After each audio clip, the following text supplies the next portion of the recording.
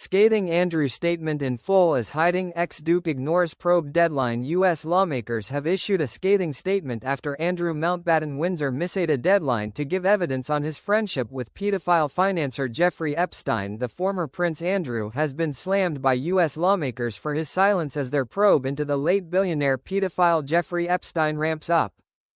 Andrew, now stripped of his royal titles and honors and just weeks away from vacating his 30-room mansion Royal Lodge, was called upon by U.S. politicians to testify about his long-standing friendship with Epstein. Epstein took his own life in prison while awaiting trial on sex trafficking and conspiracy charges in 2019. Andrew has repeatedly and vehemently denied all accusations against him. Members of the House Oversight Committee, which is the main investigative committee in the House of Representatives, had requested a transcribed interview from Andrew as it investigates Epstein and the handling of the case by the U.S. government.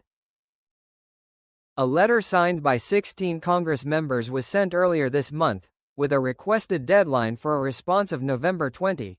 But after saying they had not heard from the former Duke, Democrats ranking member Robert Garcia and Congressman Suhas Subramaniam issued a scathing statement which read, Andrew Mountbatten Windsor's silence in the face of the oversight Democrats' demand for testimony speaks volumes.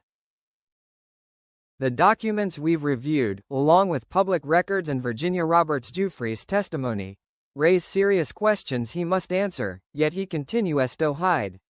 Our work will move forward with or without him, and we will hold anyone who was involved in these crimes accountable, no matter their wealth, status, or political party. We will get justice for the survivors.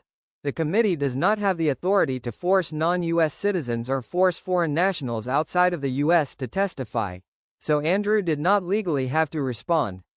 Just days after King Charles stripped Andrew of all of his royal titles, Virginia Gifford's posthumous memoir was released.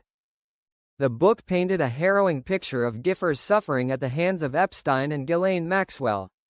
Gifford, who died by suicide earlier this year, accused Andrew of sexually assaulting her on 3 occasions when she was a teenager, allegations which he strongly denies.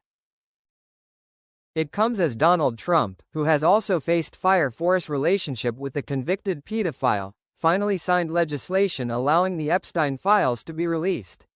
This happened after months of apparently obstructing the release of Department of Justice documents. The president finally agreed after a 427-1 House vote and the Senate unanimously endorsing the measure, shortly after Trump yielded to the mounting pressure to have it released. When Andrew relinquished his titles, his ex-wife Sarah Ferguson followed suit.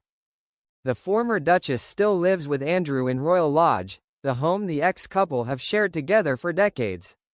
But when the new year rolls round, Andrew is set to move to a property on the King's sprawling Sandringham estate. Fergie has been told to find her own arrangements. It's unclear where she'll live next, but it is understood that she won't move back in with her disgraced ex-husband. Royal expert Hilary Fordwich said of Sarah's current state, "She's described as massively on edge and panicking about her own future." While Sarah and Andrew are currently both still residing in Windsor, they are reportedly sleeping at different ends of the sprawling Royal Lodge. They do get together to discuss their respective uncertain futures.